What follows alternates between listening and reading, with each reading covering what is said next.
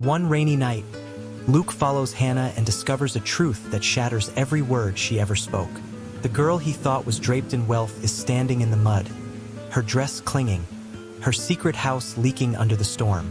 Pride and love clash as she reaches for him, but his silence cuts deeper than the thunder. It's the moment when lies crumble, hearts break, and the weight of truth cannot be hidden any longer. What happens next will leave you breathless.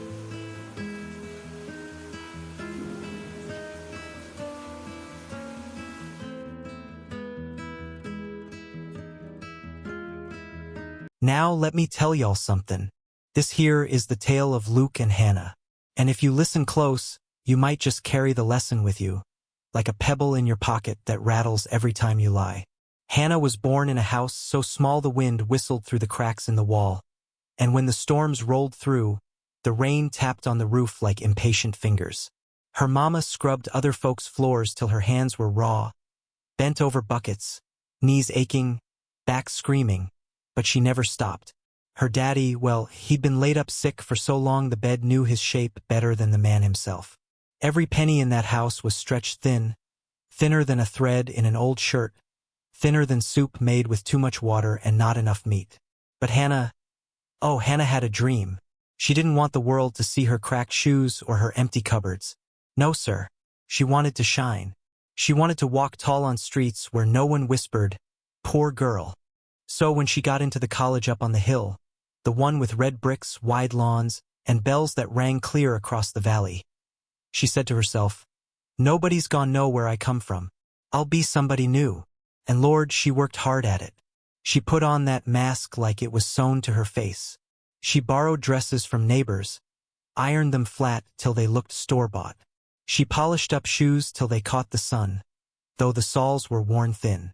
She carried a bag that looked fine on the outside but was stitched ragged inside, with threads hanging loose like secrets she couldn't hide.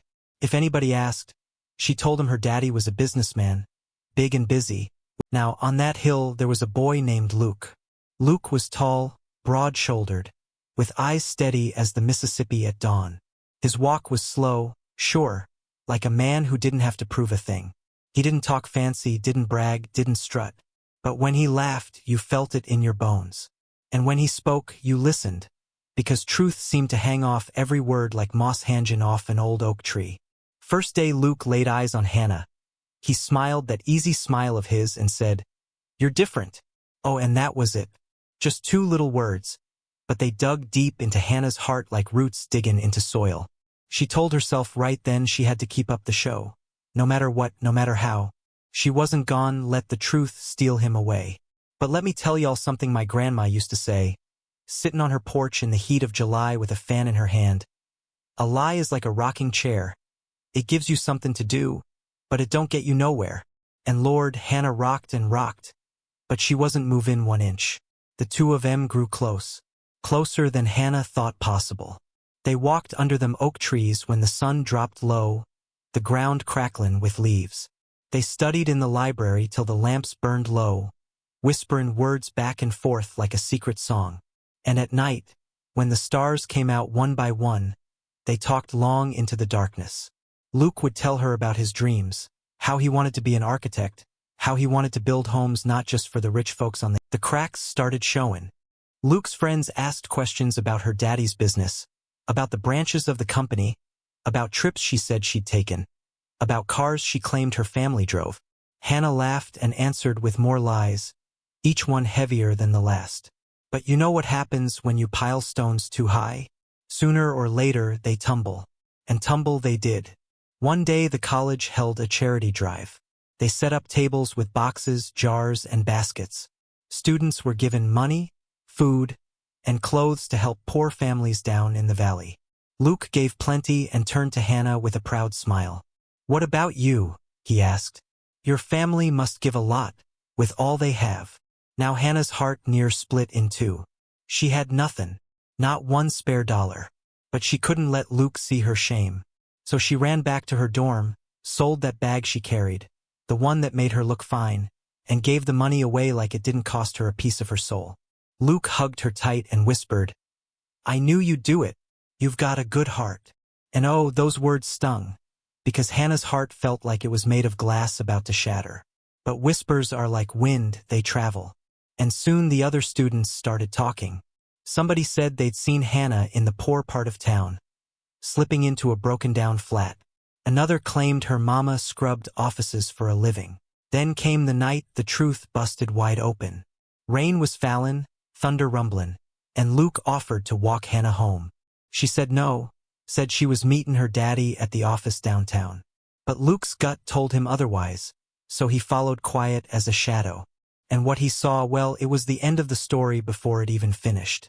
Hannah didn't walk to no glass office with lights shining. She walked down to the poor side of town, past broken fences and muddy streets. She waved at an old woman sellin' bread on the corner. And then she stepped into a crooked little house with a roof that leaked like a sieve. Luke stood there in the rain, his heart heavy as stone. When Hannah came back out and saw him standing there, her face crumpled. She fell to her knees in the mud, tears mixin' with the rain. "I lied," she cried. "I lied 'cause I was scared. Scared you wouldn't love me if you knew the truth." And Luke, bless his soul, he didn't raise his voice, didn't curse her. He just shook his head slow and said, "Hannah, love can't grow on lies. Trust is the root. And without the root, the tree dies." Then he turned and walked away, leaving her kneelin' in the mud with her mask finally gone.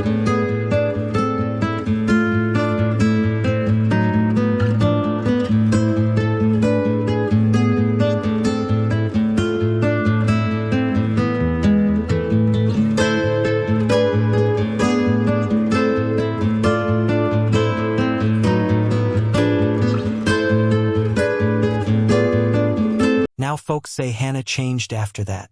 She never wore another mask.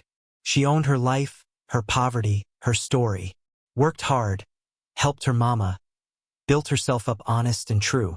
People respected her more for the truth than they ever did for the lies.